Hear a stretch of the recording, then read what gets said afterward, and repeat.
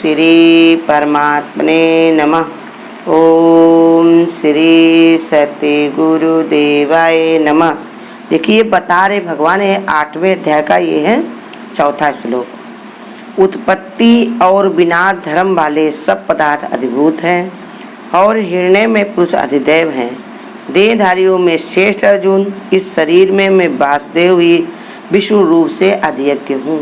भगवान समझा रहे, जो पहले ये प्रश्न कर चुके ना 7वें अध्याय में आखिरी श्लोक में, उसी के भगवान सब उत्तर दे रहे हैं। पहले ये कर्म क्या है, ब्रह्म क्या है, अध्यात्म क्या पूछ चुके हैं। अब ये पूछ रहे भगवान से तो कि उत्पत्ति और विनाश धर्म वाले सब पदार्थ अधिभूत हैं और हिरण्य में पुरुष अधिदैव हैं। देहधारियों में शेष अर्जुन, इस शरीर में मैं वासुदेव ही विश्व रूप से अधियज्ञ। भगवान इसी को उत्तर दे करके समझा रहे हैं कि वो जितनी चीज़ें उत्पन्न होती हैं उनका जो विनाश होता है वो सब अधिभूत है, आज है और कल नहीं है। जिसका स्वभाव ही निरंतर प्रकट होना और नष्ट होना है, वो आभास भूत सृष्टि के आश्रय से आकार ग्रहण करता है। आभास भूत सृष्टि के आश्रय से कहा कि आभास ज्ञान बताया, परमात्मा क्या है, उसका आभास, उसका माने अनुभव किया जा सकता। ऐसे कोई दिखाना चाहे, कोई लिख करके देखना चाहे, रूप रंग उसका बता दे तो नहीं बता सकता। तो चित्रकार अपना विचार डाल करके चित्र बना देता कि भगवान की सामने सूरत है, बड़े बड़े नए नए घुंघराले बाल हैं, ऐसे भगवान मोर मुकुट पहनते हैं। तो ये सब उसकी कला दिमाग में उसके जो चित्रकार अपने रखता है, भगवान कैसे होंगे तो बना देता है। लेकिन देखा नहीं है उसने। देखा वही है जो देख लेता तो कहते वो देखने के फिर कुछ और देखने का उसके मन में विचार नहीं रहता, वो बना नहीं पाएगा। इसने सृष्टि को बनाया, उसको कौन बना सकता है। तो इसलिए बता रहे उसका आभास, आभास माने अनुभव, भूत सृष्टि के आश्रय से आकार ग्रहण करता है। भूत सृष्टि माने ये संसार में सृष्टि जो है भूत है। भूत माने आज है और कल नहीं है। ये संसार कैसे बना है, जैसे भूत कहते हैं उल्टा चलता है ना, उसके पैर उल्टी तरफ होते, वो लौट के आता है।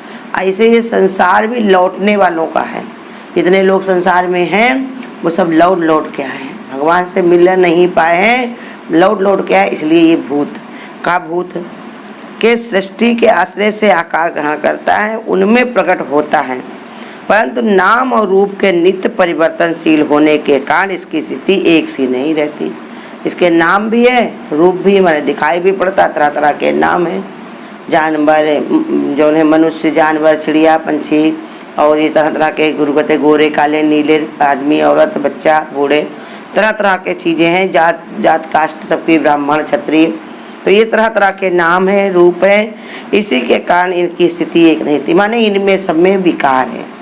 एक तरह तरह के जब नाम रूप है तो इनमें विकार भी, जो भी चीज़ें हैं भगवान ने कहा जो दिखाई पड़ती उनमें विकार भरा हुआ। जहाँ लऊ जाए गो चरवाई, तहाँ लऊ माया जानो भाई। माने जो चीज़ तुम्हारे नज़र में आ रही है वो सब माया ही माया है, और जो नज़र में नहीं आती वही है भगवान। जो दिखाई नहीं पड़ता वही है भगवान, और जो दिखाई पड़ता वही नहीं है भगवान। तो इसलिए बता रहे जो आभास प्रकार से प्रभाव से युक्त हुए उसे अधिभूत कहते हैं। ये परिवर्तनशीलता भी भगवान की शक्ति क्रियाशील रहती है। कहते देखो जो परिवर्तनशीलता भी है भगवान की शक्ति से ही, उसकी क्रिया से ही कार्य होता है। परंतु स्वयं भगवान अपरिवर्तनशील है। परमात्मा स्वयं अपरिवर्तनशील है, उसको कोई परिवर्तित नहीं कर सकता। वो जैसा का तैसे ही है, न बड़ा न छोटा, न बनने न बिगड़ने वाला, एक बराबर एक जैसा। तो इसलिए बताया इसी प्रकार जैसे करोड़ों किलोमीटर दूर सूर्य की गर्मी से सागर का जल भाप के रूप में परिवर्तित होकर मेघ बन जाता है। उन मेघों के आकार निरंतर बदलते रहते, फिर भी मेघ पुनः जल के रूप में बरस जाते। जैसे बादल होते हैं और जल को ले जाते हैं, जल को ले जाएंगे और वो शुद्ध करके फिर बरसाते हैं। बादल तरह तरह के होते, काले होंगे, लाल होंगे, भूरे होंगे, छोटे होंगे, बड़े होंगे, कैसे भी होंगे, लेकिन पानी उनमें एक जैसे ही होता है। वो ले जा करके बरसा देते हैं। मेघों के आकार निरंतर बदलते रहते, फिर भी मेघ पुनः जल के रूप में बरस जाते हैं।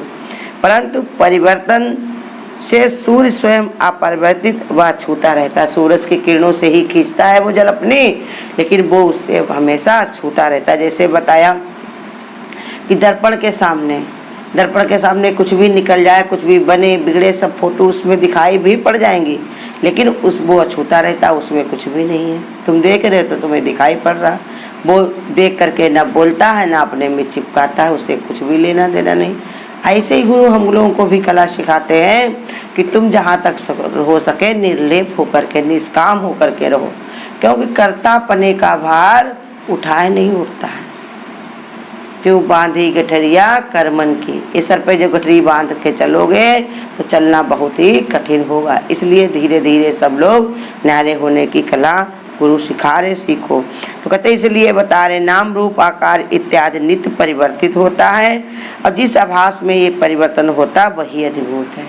कहते जिसमें आभास से माने जिसके अनुभव से ये सब परिवर्तन होता है वही अधिभूत आज है, दिखाई पड़ता है मनुष्य के अंदर या किसी के अंदर, और कल नहीं है, कोई उसको पकड़ नहीं सकता, जबरदस्ती बिठा नहीं सकता। वो कार्य में जैसे आए, जैसे बाजार लगी हुई है, कब उठ जाए तो उसको कोई जबरदस्ती रख नहीं सकता। तो ऐसे ही बताया परमात्मा कैसे आभास से है, अनुभव से है, लेकिन जो परिवर्तन भी अगर दिखाई पड़ता वही अद्भुत है, आज है और कल नहीं। अधिदैव दूसरा बता रहे, अधिदैव परमात्मा की वह शक्ति है जो उपयुक्त नाम रूप आकार इत्यादि की परिवर्तनशीलता का उपयोग करने की सामर्थ्य रखती है। एक बताया कि वो नाम रूप से भगवान अपनी शक्ति से वो कार्य करता, दूसरे बताया उसके उपभोग करने की सामर्थ्य रखती है, उस शक्ति को उपयोग करने की। एक बताया जैसे शरीर है, शरीर कैसे चलता है हमारे इंद्रियों के बल पर, इंद्रियों को भी चलाने वाला कोई है जीवात्मा, और जीवात्मा को भी कोई देखने वाला है वो स्वयं परमात्मा। दृष्टि रूप से उसको देखती है। शरीर के नष्ट होने पर मन के सारे संकल्प और विकल्प इसी शक्ति में केंद्रित हो जाते हैं। वही आत्मभाव जो हमारा है उसी को बता रहे, उसमें ऐसी सामर्थ्य है कि जो दृष्टि में उसके आता है, जो भी कर्म आते हैं, जो भी भाव आते हैं, वो सब उसके मन में संकल्प में जो भी उठते हैं, विकल्प में जो भी सब चीज़ें उठती हैं, वो सब अपने में केंद्रित कर लेता है, माने इकट्ठा कर लेता है। अब पुनः इंद्रियों के स्वरूप की प्राप्ति होने पर उसका उपयोग करती है। एक बार शरीर अगर कोई छोड़ देता है, जैसा उसका मन स्वभाव रहा होगा, और आगे के लिए जब फिर उसको मिलता है शरीर, तब फिर वही कार्य में रमा दे फिर लग जाता है। जैसे बताया कि अगर कोई दुकानदार है, अपने रात में दुकान लगाए हुए है, आज की दुकान उसने बंद कर दिया, सब सामान उसने बंद कर दिया, 8 दिन के लिए अगर कहीं चला भी जाए तो कल लौट जाएगा, फिर उसका सामान रखा हुआ है निकाल कर फिर बेचने लगेगा। ऐसे ही मनुष्य योनि है या कोई भी योनि है, अगर कर्म जैसे होते हैं तो कर्म उसके जो है मन बुद्धि में जो भी होते हैं भगवान के पास सब केंद्रित रहते हैं, रख के दिखाई पड़ते हैं उनको केंद्र, मने वही का आधार भगवान लेते हैं, उसी के इशारे से, उसी के सहारे से फिर से उसको कार्य में रत कर देते हैं। तो कहते हैं इसलिए वो शक्ति भी यद्यपि भगवान स्वरूप ही है, परंतु शरीर से संबंध मानने के कारण इसका स्थान भगवान के भाव से निम्न है, माने छोटा है। परमात्मा नहीं हो सकता, वो बन जाता है जीवात्मा।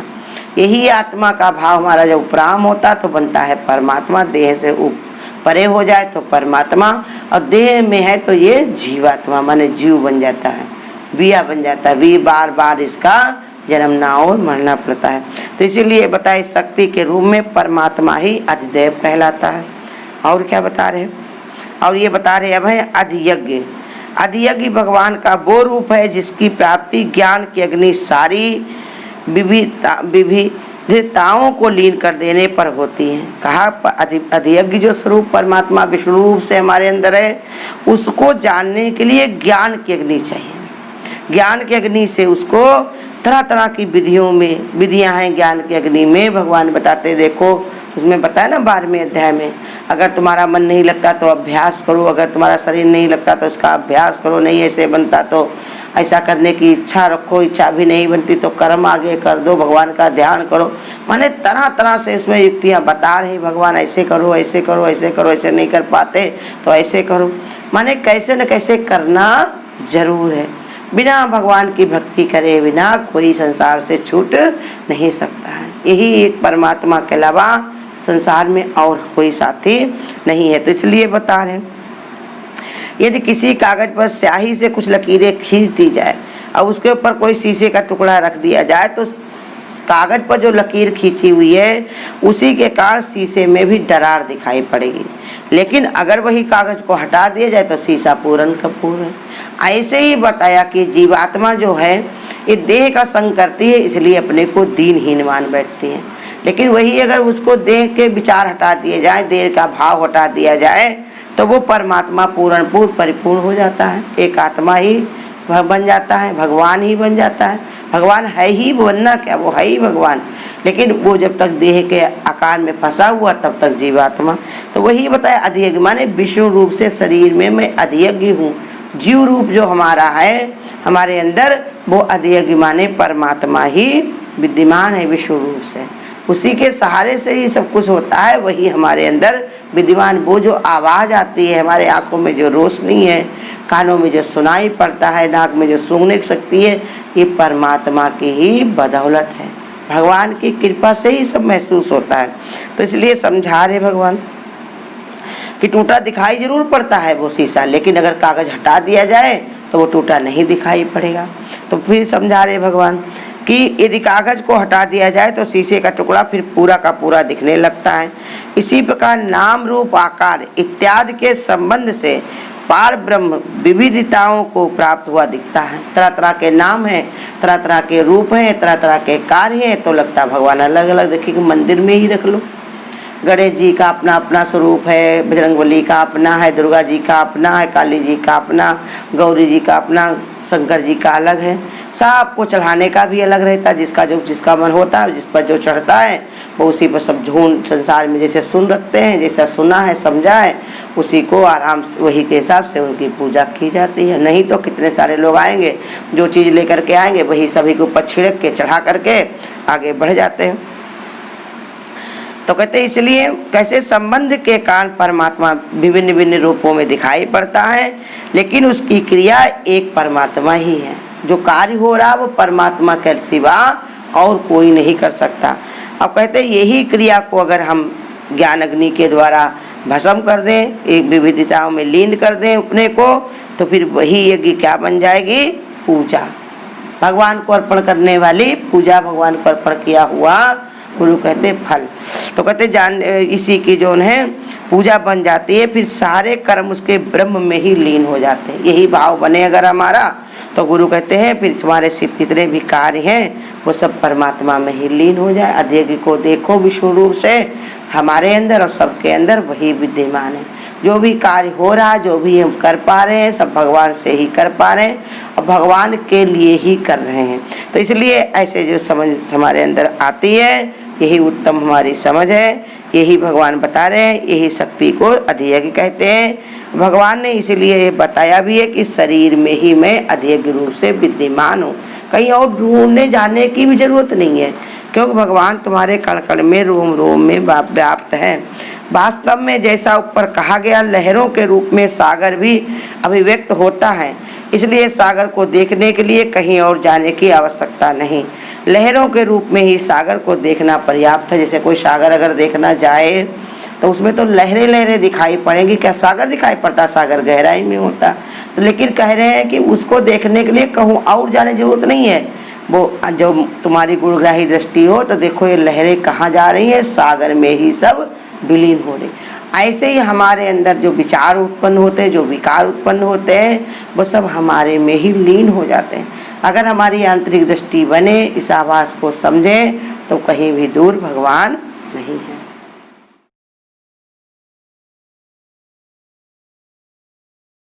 करम खोटे तो ईश्वर के भजन गाने से क्या होगा, किया पर है जिना कोई दवा खाने से क्या होगा। समय पर एक ही ठोकर बदल देती है जीवन को, समय पर एक ही ठोकर बदल देती है जीवन को।